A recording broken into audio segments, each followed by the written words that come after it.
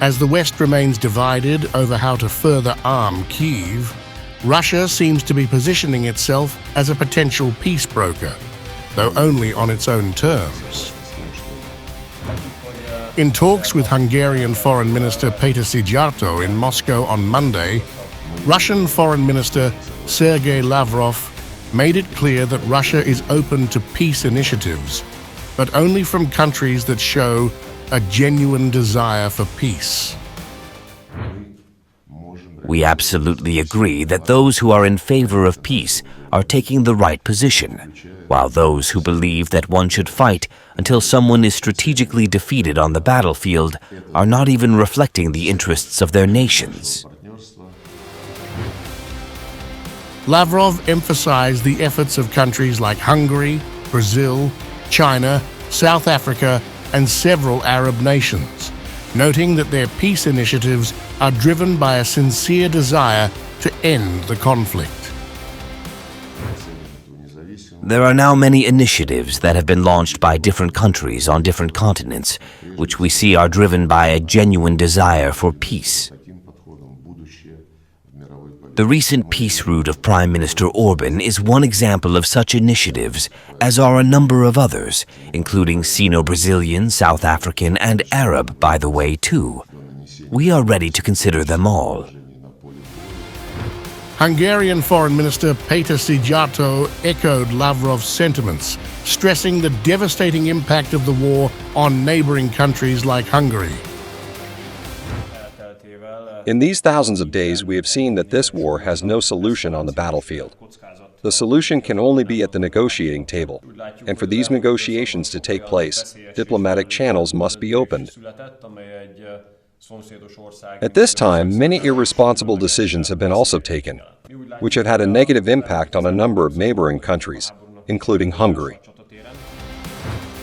These remarks come amid rising frustration among countries in the global south. Earlier this year, nations like Brazil, China, and South Africa formed the Friends of Peace group at the UN, calling for a ceasefire and a lasting resolution. Despite these efforts, Ukrainian President Volodymyr Zelensky has been critical of peace plans that don't align with Kyiv's priorities, accusing them of favoring Moscow.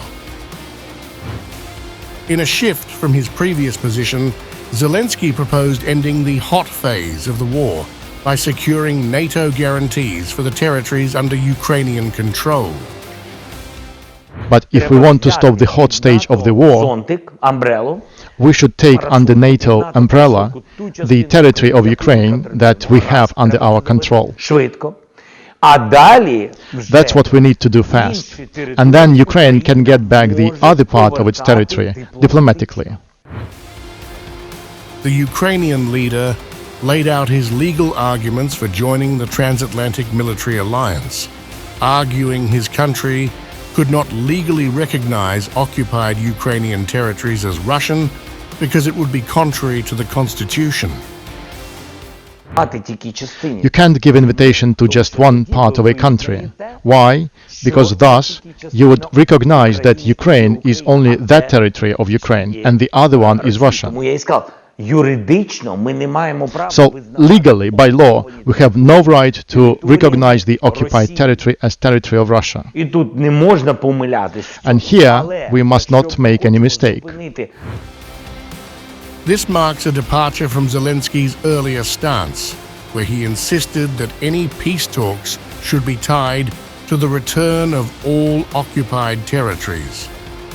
He also emphasized the need to ensure that Russian President Vladimir Putin could not launch further offensives. A lot of different countries proposed a ceasefire. So the question is, ceasefire where? That is a question. The second point is, if we speak ceasefire, guarantees that Putin will not come back. And in this case, I commented you about NATO. Yes, NATO immediately the part of Ukraine.